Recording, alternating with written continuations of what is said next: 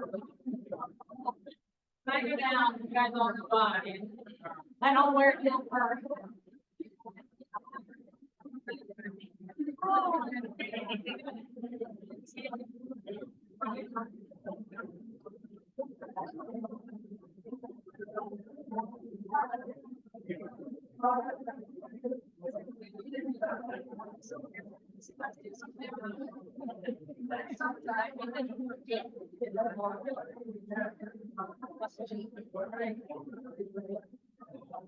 Today's invitation will be offered by Beth Weir. Let us pray. Dear Lord and Creator of life, we thank you for all things. And today, how can we not be mindful of the sunshine and the beautiful flowers that surround us? We're also grateful for the food that we were so easily able to get today. And we just thank you for that blessing and for the cooks that prepared it. Lord, we pray for peace in this world that seems so difficult for us to obtain, but help us to start as the club and individually in our own homes, and just guide us and bless us to your glory. Amen.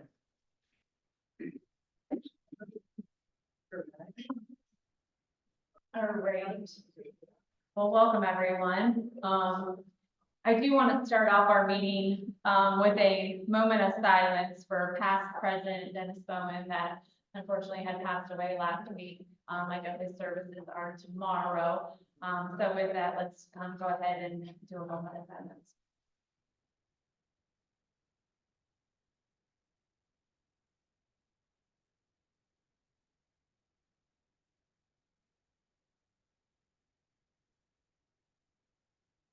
Thank you. All right. Well, this weekend, there was a lot of good things that happened. I don't know if you guys saw the Northern Lights that happened, but this was in Downton. So one of the good things about living in Downton, you actually got to see all the different colors of the array. So that's what we got to see in Downton. I didn't get to see it. I was told this from somebody on Facebook page. So I was setting up for some other events. I was in the building all night. So, but I heard it was gorgeous and beautiful. So if you didn't get to see it, like me, I enjoyed other people's pictures. So that's that. The national days were jumping frogs, fruit salads, stuff like that. So I thought we would continue on with celebration of Mother's Day, since we have so many women in the club. So I thought we would continue the honor and with some fun facts. 22 million phones would ring on Mother's Day. Greeting cards are the top list of Mother's Day gifts. Mother's Day was made official on May 9th in 1914. And Mother's Day is the busiest restaurant day of the year. Wonder why? None of us want to cook. Americans spent $31 billion typically on Mother's Day. Carnation is the official flower of Mother's Day. Mother's Day is the third most attended church service. I think Easter is number one. I think that might be. American moms are influencing 73.1 million children. And so give it up to y'all. So hope you mothers had a wonderful day and enjoyed the beautiful weather that we had. So with that, Secretary Lynn and Secretary's report. Thank you, President Courtney. First, I would like to start by thanking past President Kim Sayers, who filled in for me for a couple of weeks. Really appreciate that she did that. She does a fantastic job at the podium, so really appreciate her work there. Also, thank you to the tech crew. I was able to zoom in, and it's so nice not to miss a Rotary meeting. I hear President McCall and heard Tammy Cruz's classification talk, and Josie Druschel and Frank Relli. So it's nice to be able to keep up, and we appreciate that you do that each week, even though maybe we only have one or two. It is appreciated. I'd also like to welcome back, if you notice in the audience, we have several of our snowbirds back. I think it's Scott Allen, Scott Precinct, Jim Webster, and a real special welcome back to Chuck Sprosty. He's had been dealing with some health issues in your back, and warm welcome, Chuck. Thank you.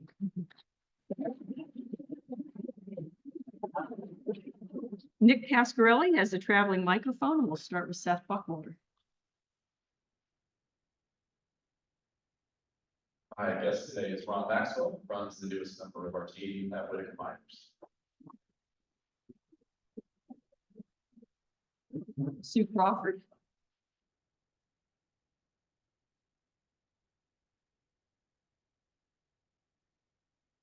I guess, Brandon forgot to shut his phone off.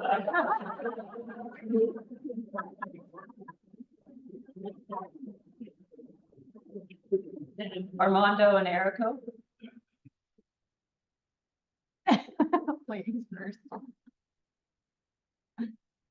Hi. We have home. So this is my first time tutoring from and I was a little excited. I got Doris, and I got here sound and my husband bought me the flowers for the restaurant. Yeah, this is so, that was so amazing and so beautiful. And we went to Rocket Box and we had a great dinner.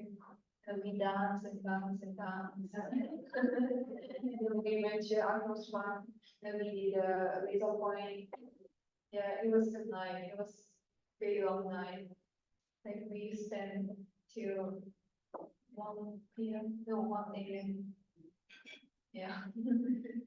Night. And on Sunday, I went to fancy restaurant with a Mother's Day. Yeah, good restaurant. Today I went to King to eat children's food that I make in the creative writing. And last night I couldn't sleep because I'm scared. First of all, like I am youngest in my siblings, and I don't have the youngest set brothers. And I also youngest in my cousin, so I don't have any sisters like younger kids. So I'm scared, and I didn't know that, like, I didn't know they're gonna understand my English. So I was scared. But today, this morning I went to King and I read my children's book and they're like laughing and smile like, and I was so happy. Like, they don't care about my English is not all good. And they just enjoying our children's book. And they're so adorable and they're so lovely. Thank you.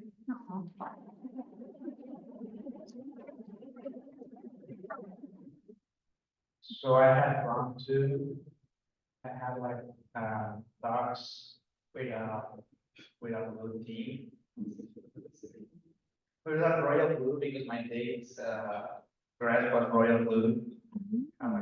I went to a group to take pictures in the old RTC, something like that. After that, we went to Osaka.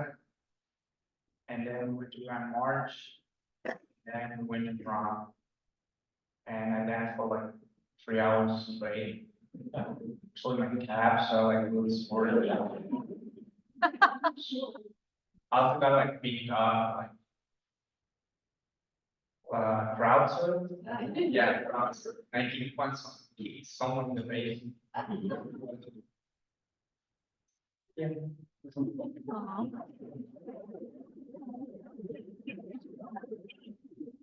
Thank you. Courtney has 2 guests. She'll introduce her. Yes, my guests are, I am really gonna go down, Tyler Corbis and Bryce Irely. And they're both from the American Family Insurance here in Wooster. Thank you. And we have 2 announcements from the podium, Tom Rumbaugh and Ron Holman.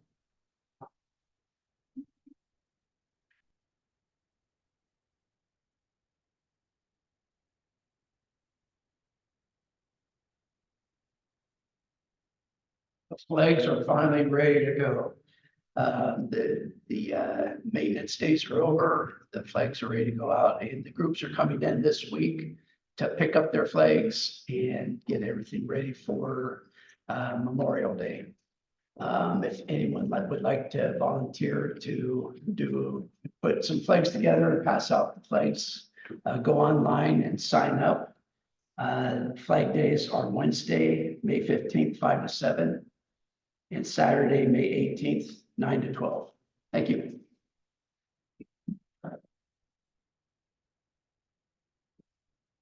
Thank goodness. Oh, sorry. On your table is an announcement, which you should take note of. It's your opportunity to get some culture. As you know, the light operas will be starting its season. And one of the premier shows is Guys and Dolls. I'm told that the tickets for that show are already selling very quickly. But we have reserved a block of tickets for Rotarians on the night indicated on your announcement. If you want to attend that performance, you need to get your ticket order in by June 10th. Because the block will be released after that date. You can make them directly with the OLO office, or you can send some money to Lynn, who will make sure that you get tickets. There's a special price. There's an exclusive backstage tour, plus a wine reception before the performance. There'll be a lecture before the performance for those of you who don't understand the production, Guys and Dolls. And then, of course, the performance, and afterwards you get to meet some of the cast. So take advantage, it's a good deal. And if you don't want to go to the show, show up for the wine reception.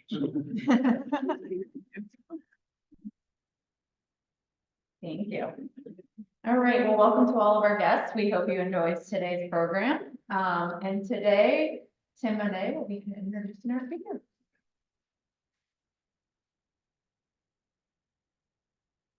So what do you envision sustainable growth over the next 10 years look like? What does it look like? How do we preserve what we love about Worcester, but yet make provisions for a growing and a changing city? What about the housing needs that we're going to have over the next 10 years? Transportation, recreation. How are we going to handle these things? And I think, as a lot of you know, the comprehensive 10-year plan has a lot of detail about all of these things in there. There's a lot of data about that. But Vince is going to help us to understand why it's important and a little bit of information behind those numbers, how it affects us and why we should care about it. And Vince Marion is the planning and zoning manager for the city of Worcester. He's been with us for about 2.5 years. Vince came to us as he was the director of planning and development for the city of Louisville for 7 years. And he was the director of planning for the city of Alliance for 14 years. Vince has a BS and a master's in political science and a master of public administration. So we'll give our attention to Vince.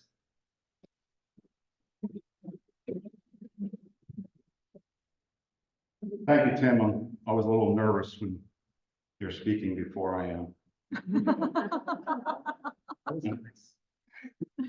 It's good to see everybody today, especially with the competition what's going on right now with Bueller's in the North End. I understand that the Oscar Mayer mobile is making a 3-hour stop there this morning. Well, it's good to see everybody here. Thank you.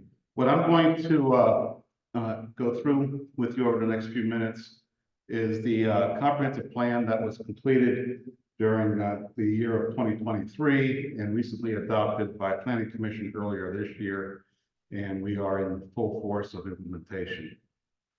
The purpose of a comprehensive plan, as Tim pretty much alluded to, is to create a blueprint that will guide future growth and development. And it's targeted for a 10 to 15-year period for the city and surrounding community. The comprehensive plan is citywide, and obviously from the title, it's comprehensive. It's long range, it's general in nature, as it's not a specific document that guides certain types of development, but gives recommendations of what things should look like. It's focused on the physical development as related to physical design and goals of the community. It isn't a zoning ordinance. It's not a subdivision regulation that guides how development occurs, and it's not the budget or a capital improvement plan. Rather, it's the document that provides the background in creating all of those documents moving forward for the city. The key plan implemented two different strategies in looking at the recommendations for the final plan. We looked at technical data, which I'll get into here in a little bit, and also significant community engagement over a 12-month period. Some of the data that we looked at, and this is not all inclusive that I'm going to go through here with you today, and I'll tell you at the end how you can get to all that data if you want to look at it. But we looked at projections for population growth, and we used the number of a lineal path keeping track of growth over the last 20 years. You can see where we started in 2000, and in the gray line shows that straight path to where we are today. And using that projection into 2040, it's anticipated that we'll be at around just under 30,000 people by the year 2040. That's just in the city itself. We looked at the type of households and what they're made up of in the community. There's currently today total of, well, this is a little low now, 11,148 households in Worcester, each made up of around 2 members. Family establishments represent 55%, while non-family account for the 45%. Additionally, and this was something that kind of surprised us as we were looking at this data, as well as the steering committee that was put together to help us guide us through this plan, that 24% of households have children, while 76% are without. There are no children in 76% of the dwelling units inside the city of Worcester.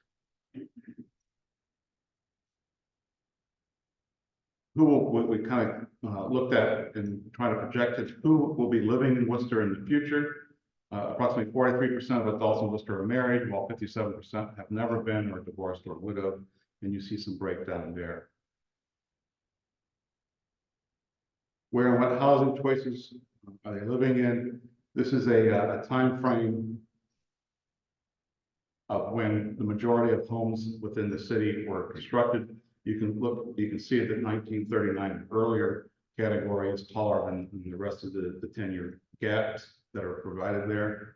So there is a significant, with a big increase in the 70s and the early 2000s. This is a map that depicts the developable areas within the city and surrounding border. The red line, red on your screen. Yeah, the red line indicates what is called the facilities planning area. So this is a geographic boundary that has been approved through the process and by the EPA for the city to extend its sanitary sewer lines. We're already approved within that geographic area to extend utilities out without having to seek special permission or approvals from federal agencies. That's a significant line because it shows where we have potential for growth, as well as the opportunity to extend our utilities.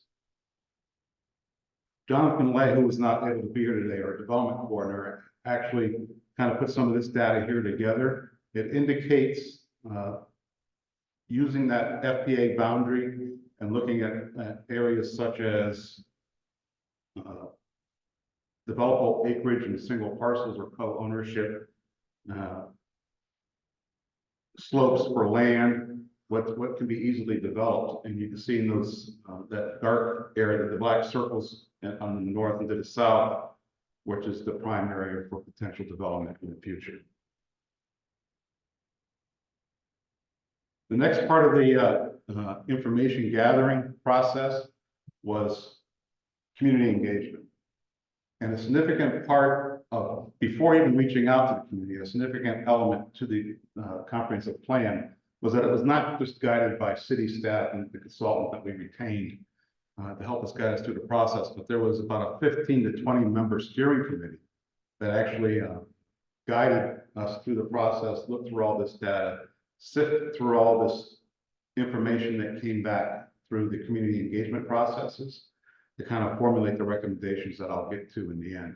We had a cross-reference of educational individuals, people from healthcare, people from the private sector, higher institutions of learning, the private sector, downtown, the hospital, significant sectors of our community were represented on that steering committee. There's probably several members here in the room today that were a part of that. And if you're not happy with some of the stuff that you're about to see, I'll provide that list of names to you at the end. You can discuss it with them. So anyway, during this process, we had over 1,800 respondents to a survey that was put out. We had 6 sessions of stakeholder meetings with over 60 attendees at those stakeholder meetings. And we had 3 open house public sessions where over 100 residents participated. Some of the results, and I'm not going to go through each one of them. It was about a 30-question survey. I'm just going to give you some of the highlights. Generally speaking, would you say that the things in Worcester are on our right track? 57% of them said right track. Thanks. So the majority, as you can see from that, the majority of the residents either didn't know or put us on the right track. Using a scale of 1 to 5, whereas 1 is extremely low and 5 is extremely high, how would you rate the quality of life? The average is at 3.7, with the majority over the 3 categories, answering 4 and 5. Here's one of the more significant questions. In your opinion, what is the most significant challenge facing Worcester? With 32 or 31% having poverty and homelessness at the top, followed closely by housing options and opportunities. It's these kind of answers that guide the discussions that took place at the steering committee level, and then develop the recommendations that I'll show you here towards the end. We get some demographic data. How long have you lived in the community? What are the age categories of the respondents? And then from the stakeholder meetings, there was several topics or focus areas that they had presented to us that kind of goes hand in hand with some of the data we were receiving back in the survey, as well as what took place in the open houses. So a lot of the comments across all 3 forms of trying to gather public information were heavily endorsing each other in terms of what was rising to the top in terms of issues. But during the stakeholder meetings, there was a strong feeling of wanting balanced growth while preserving the agricultural community and the agricultural identity that the community has. There was a desire to create attainable housing, the desire to support homeless and underhoused, mental health and other support services. Stakeholders wanted to continue to reinvent and revitalize downtown. They wanted to continue streetscaping to create a more pedestrian-friendly community, and they wanted to create more green spaces and areas for outdoor performances. And that kind of coincided with some of the information that we received back in the survey, as well as what took place during the open house. At the open house, residents had opportunities to actually this is a sample of one of the activities that they were given. They were given a series of dots, each dot representing a certain type of housing development in this case, and then placing that on the map where they thought that kind of development should be taking place. So when looking at all of the 3 strategies that were employed to gather public information and responses, here are the key takeaways when you look at them all. Respondents noted the lack of adequate and diverse housing for all demographics. There's a desire for balanced growth, retaining the agricultural identity rooted deeply in the community. A desire for strategic growth over the long term, balancing smart growth and new development with preservation. Residents would like to see a development of more intra-city and inner-city transit options. Residents desire additional shopping and entertainment options in the downtown area with adequate public parking. And working in partnership with the county and higher education institutions within Worcester. Respondents wanted to think about the ways the community can work together to be self-sustaining when considering business growth and development. Continuing to develop community connectivity and walkability. Developing local workforce and creating housing and transit options to support it. Residents would like more space for parks and recreation, which can accommodate expanded programming. They desire more public gathering spaces, especially in downtown Wooster. A lot of these may seem commonsensical, but it reinforces the activity that the city will go forward in the next 10 years in looking at budget priorities, planning documents, and whatnot. Just to quickly summarize how the plan is laid out. It's a couple 100-page document. It is available on our webpage. You can download it to your laptop, tablet, phone. I have it on mine. It's free. Anytime you want to read it, it is available for review. But it's laid out in certain sections. There's 6 planning sections, 10 goal statements, 17 objectives, and 100 items of actionable activity that are recommended throughout the plan. And I'll get to that here in a second. The beginning part of it is the planning process. A lot of what I just explained to you. It looks at the existing conditions. There's several pages just on that data that was collected, and then a summary of all the community engagement. Within the plan, you'll find a future land use map. It kind of details areas of where the city should grow, and if not within growth, within infill type development, and what kind of development should be taking place as infill within the city. That is depicted here. And there are 12 pages just on future land use typology examples. And in that map that we just kind of looked at references those 12 categories and where they should take place. A sampling is conservation rule, which is a conservation rule allows for single family homes that are clustered with a larger size to reduce land consumption. And then there's innovation, which is kind of what we know today as industrial type activity or research offices. Where the plan does kind of change focus from the plan that was in place and adopted in 2014 was that it has some switch or reallocation of what areas the city should be focused on in terms of improvement and growth. One of the similar areas was the Arts District, but the current plan gives a little bit more detailed review of that area. And this is what the plan is recommending in terms of an art district downtown. You see it bounded on the north by Liberty and Vine on the south, with the parcels fronting both sides of Grant on the west and Market on the east. And here you can see what has been targeted for institutional type development, and that's already kind of growing as we see the library to the north and that in the Christian show there in this area, and then Wayne Center for the Arts here. And it is planning or suggesting that in this large orange area should be medium density residential to support the Arts District. Some types of activity, and I'll show you samples of what kind of development that they're recommending happens there. And along the pink area is 1- and 2-story commercial, and then you have 3- and 4-story mixed use with commercial on the bottom and dwelling units either on a 2-floor set, 2 floors or a single floor. It shows the proposed streetscape light enhancements as well as potential pedestrian walkway improvements. Back to the infill development, these are samples of what could occur in this larger orange area. You have existing layout where you have single family homes, taking up a spot with detached garages in the back. Sample block area with incremental infill.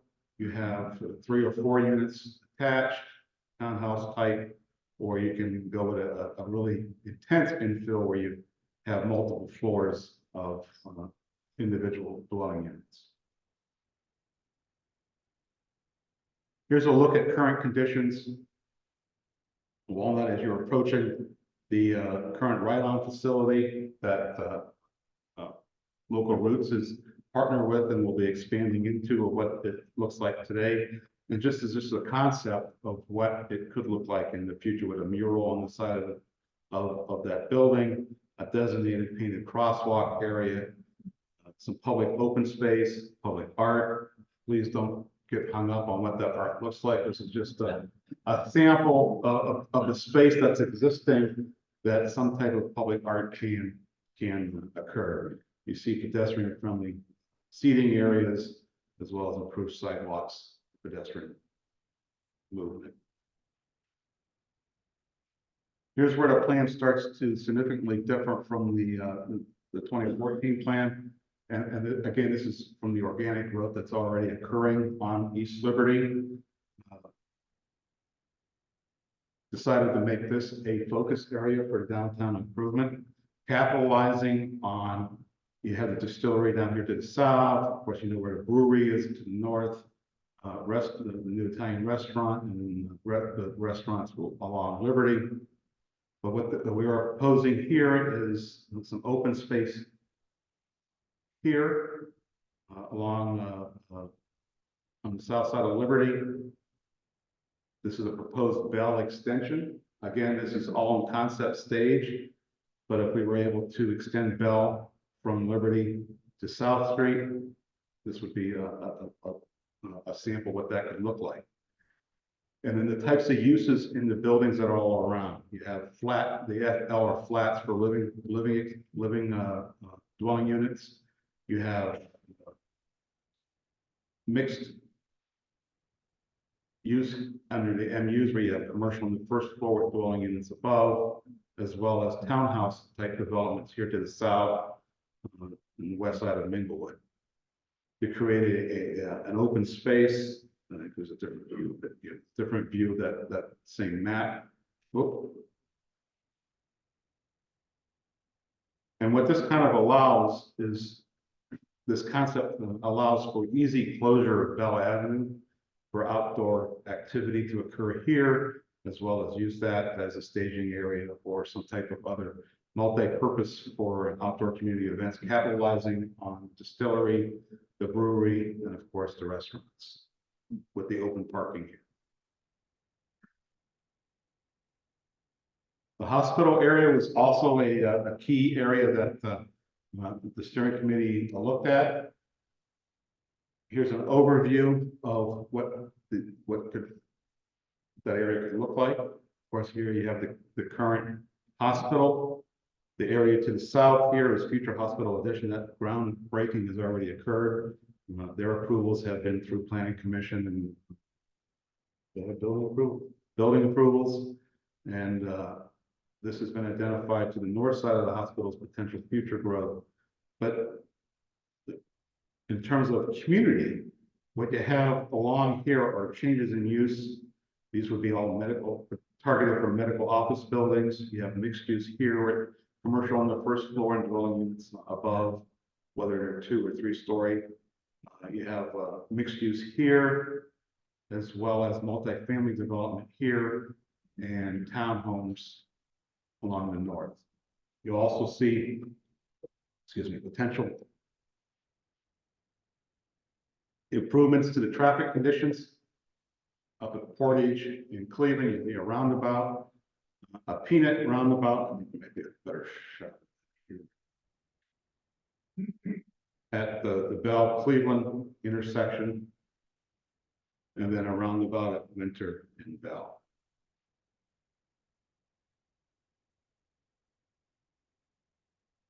Smithville Western Road. Smithville Western Road was also a identified target area. As you can see on your map, the dark is Friendsboro Road. You have Riffle here to the west. Cleveland is over here to the east. And this is proposing Wooster Road be extended from Friendsville to Cleveland, opening this area for future development. Not just any development, but targeted development. In the pink area, you have 2- and 3-story mixed use. You have local commercial activity here with medium density residential in the orange, possibly some single family in the yellow, with a trail system, and the green obviously is open park systems.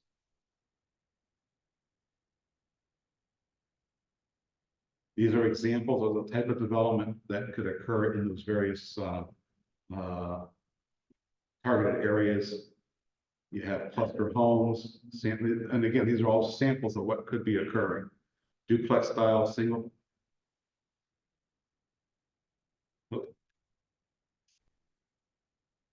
I'm gonna stay from that.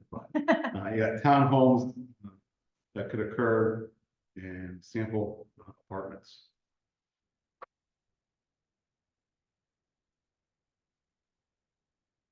These are medium-sized mixed-use facilities where you have commercial on the first floor, and this is 2 stories of dwelling units above, commercial on the first floor, 1 story, and then you just have a small flexible space that could be used for a variety of activity.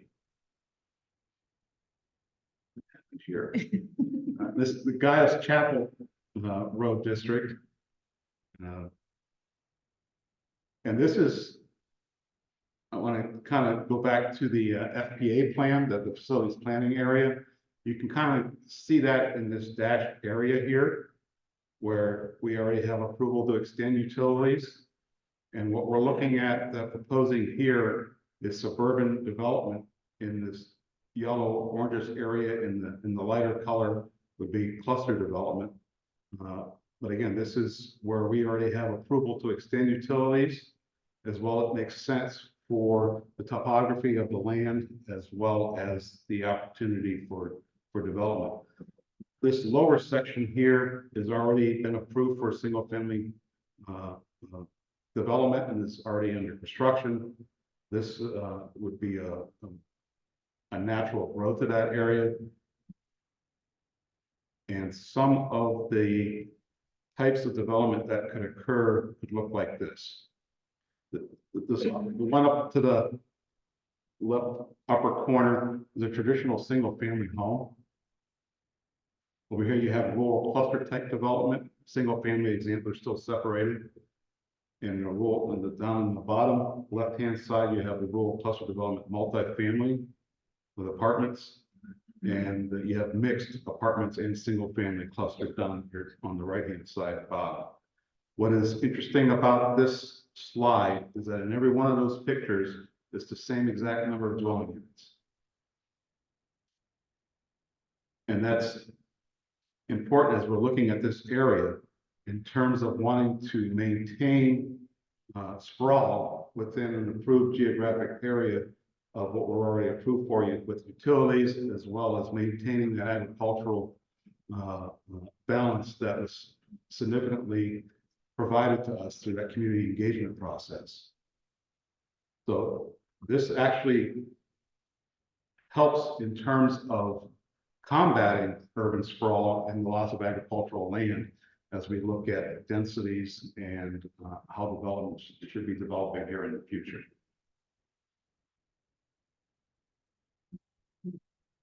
The final section of the book, I didn't include sample pages of that, but there's several pages of that 100 recommendations for implement activity. One of those is already underway. A lot of what you see in this document can't be achieved without modifications to the existing zoning code. So we've formulated a working group of residents that work with the zoning code on a regular basis, as well as concerned citizens that are deeply, I want to say emotional, but attached to the way current standards are for certain zoning districts.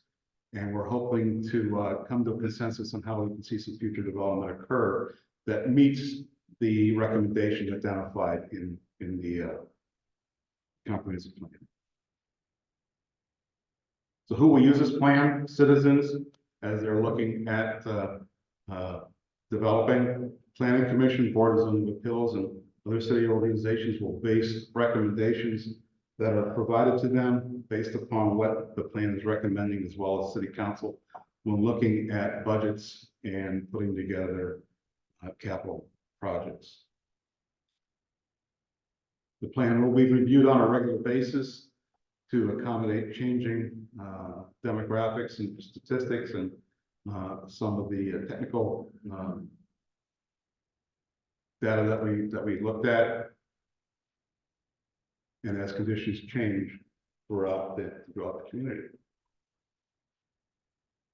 You're able to, as I said, you're able to go to woosteroh.com. It's right on the front page. You can not only download the actual document itself, but all the survey data is there, all the information you gathered from the focus groups, all the activities that were garnered at the information that was garnered at the activities of the 3 open houses, as well as minutes and things of all of our steering committees. Right, I appreciate the opportunity. Any questions?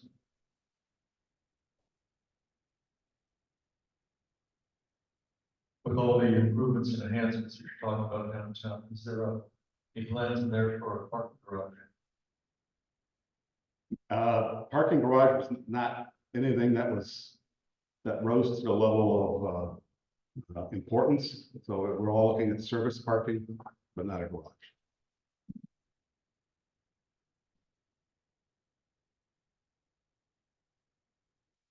Any other questions?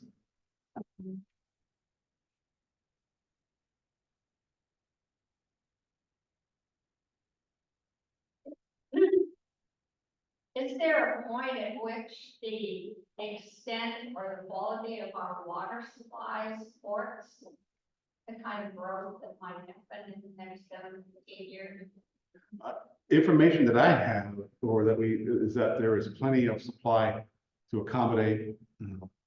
I don't know the exact number. I don't know if we can double our size or pretty much double our population with the capacity of the current plant.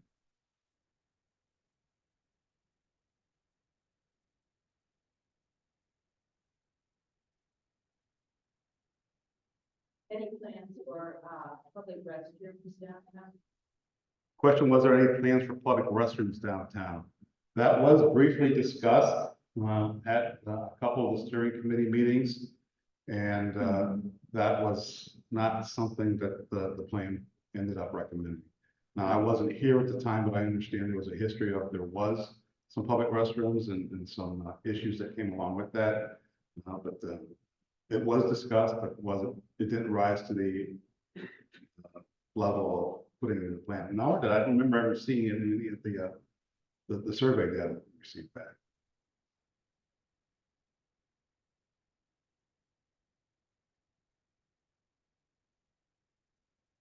Right, thank you very much.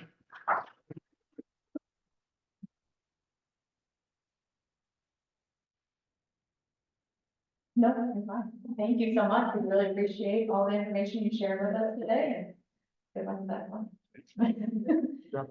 Your job security is right. No, there sounds like there's a lot of great future for Worcester and a lot of great growth there too. So we really, really appreciate you coming and sharing that with us. Thank you again to all the guests that for joining us. Next week, we will be hearing from Armando and Erico. I'm guessing, are you guys ready? Next week, right? No? Yeah. Am I right? No? You're not? You're on next week. Get ready. All right. So come back and join us next week. And with that, we stand adjourned. It's so serious.